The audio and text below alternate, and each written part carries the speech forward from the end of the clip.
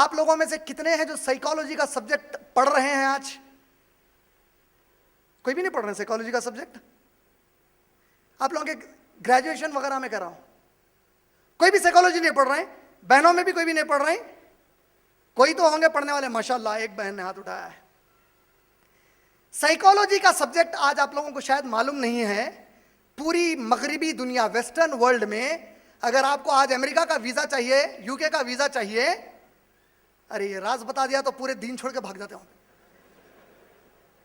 अगर भाग गए तो जमीन अल्लाह की है, आमाल अगर अल्लाह के नहीं किए तो उस जमीन के ऊपर जहन्नम बना दी जाती, चाहे कितनी भी ठंडी वहां हवा है तुम्हारे लिए। आज साइकोलॉजी के सब्जेक्ट की बड़ी मांग है सारी दुनिया में। साइकोलॉजी के सब्जेक्ट का एक बहुत बड़ा माहिर है, मास्टर साइकोलॉजिस्ट, उसका नाम है Abraham Maslow. Maslow, MASLOW, Maslow, Abraham Maslow. देखो उसके भी नाम में इब्राहिम अलैहिस्सलाम वाला जुड़ता हुआ नाम है, अब्राहम मैस्लो। अब्राहम मैस्लो का एक पिरामिड है।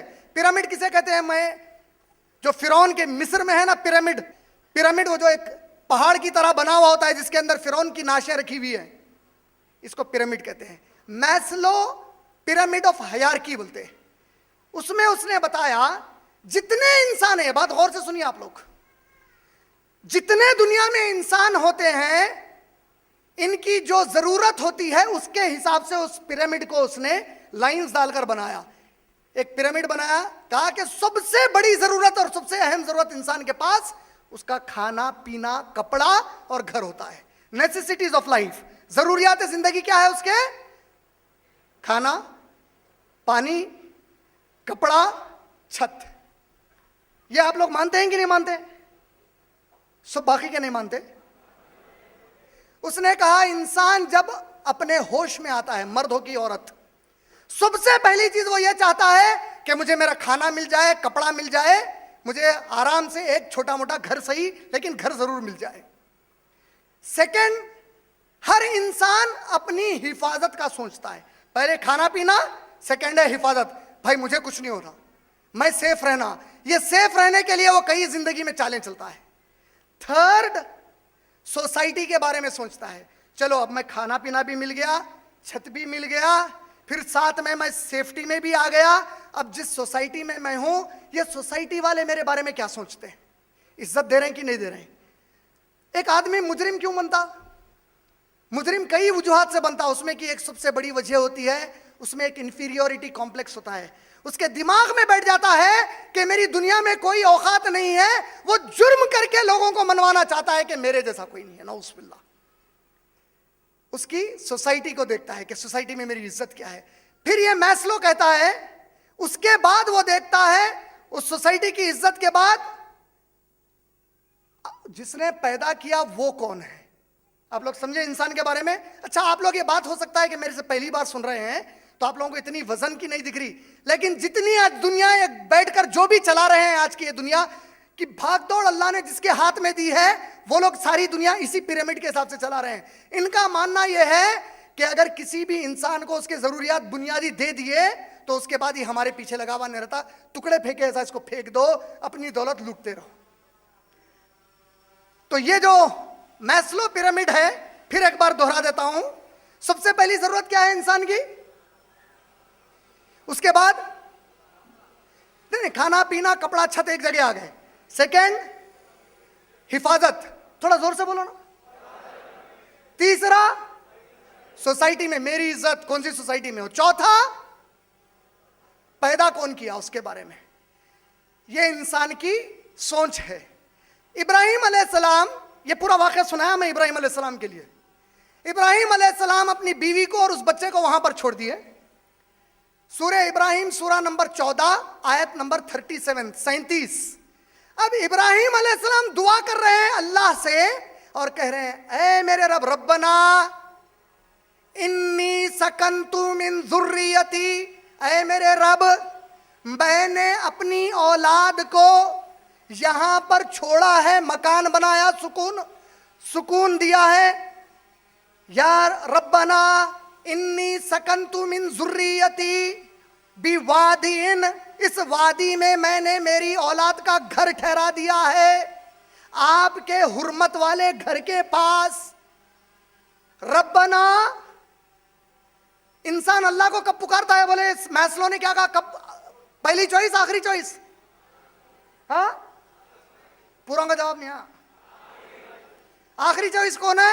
पैदा करने वाला। अरे भाई, पहले मैं खा लूं, पी लूं, सुकून से रहूं, कपड़ा रहे, घर रहे, मेरी हिफाजत हो, समाज में मुझे लोग पहचाने, उसके बाद देखेंगे कि पैदा किसने किया है। अब इब्राहिम अलैहिस्सलाम दुआ कर कर कहते हैं, ऐ मेरे रब, मैंने मेरे बच्चे को ऐसी वादी में छोड़ा है जहां पे कोई किस्म की ग़िज़ा मौजूद नहीं है। कौन दुआ कर रहे हैं? हमारे नबी मोहम्मद सल्लल्लाहु अलैहि वसल्लम के भी बाप। और वो कहते हैं कि ऐ मेरे रब, जिस बच्चे को यहां मैंने छोड़ा, आप में से जितने बाप हैं, जरा ये इब्राहिम अलैहिस्सलाम की दुआ देखिए। आप और मैं होंगे तो सारी फिक्र औलाद के बारे में पढ़ना लिखना, कुछ अच्छा कमा लेना। इब्राहिम अलैहिस्सलाम कहते हैं, ऐ मेरे रब, जिस बच्चे को मैंने छोड़ा है उसे नमाजों का पाबंद बनाइए।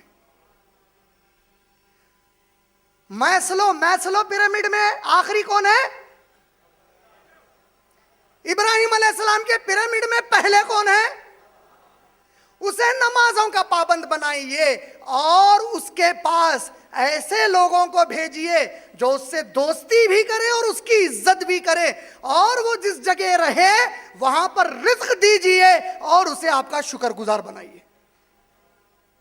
पूरा पिरामिड उल्टा कर दिया। आज सारी दुनिया इसके पीछे भाग रही, इसके पीछे भाग रही, छत के पीछे भाग रही।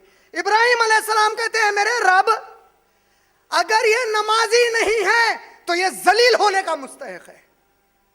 अगर ये आपका शुक्रगुजार नहीं है तो ये जलील होने का मुस्तहिक है। और मेरे अल्लाह, जब आपने मुझे जन्नत जहन्नम के बारे में बताया, जब आपके रसूल इब्राहिम ईमान लाए, तो ये आपके इब्राहिम कैसे अपनी औलाद के लिए वो दुनिया की चीज मांगेंगे जो दुनिया की चीज तो कैसा भी मिलने वाली है और खत्म हो जाने वाली है। ये बाप इब्राहिम अलैहिस्सलाम ने जब ये दुआ की, और ऐसी एक और दुआ अल्लाह ने सूरह बकरा सूरह नंबर 2 आयत नंबर 120 में बताई कि इब्राहिम अलैहिस्सलाम ने दुआ की कि ऐ मेरे रब, मेरी नस्ल में से आप पर ईमान रखने वाले और आपकी नमाजें पढ़ने वाले पैदा कीजिए।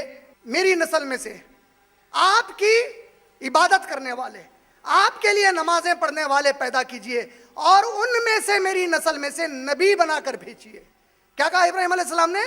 सूरह बकरा सूरह नंबर 2 आयत नंबर 120 से 123 में, मेरी नस्ल में आपकी इबादत करने वाले, मेरी नस्ल में आपके लिए नमाज पढ़ने वाले, मेरी नस्ल में से नबियों को भेजिए। अल्लाह के नबी कहते हैं, मैं मेरे बाप इब्राहिम अलैहिस्सलाम की इस दुआ का नतीजा हूं। अल्लाह अकबर। ये जो दुआ मेरे बाप इब्राहिम अलैहिस्सलाम ने मांगी थी, मैं उसका नतीजा हूं कि अल्लाह ने मुझे उनकी औलाद में से नबी बनाकर भेजा।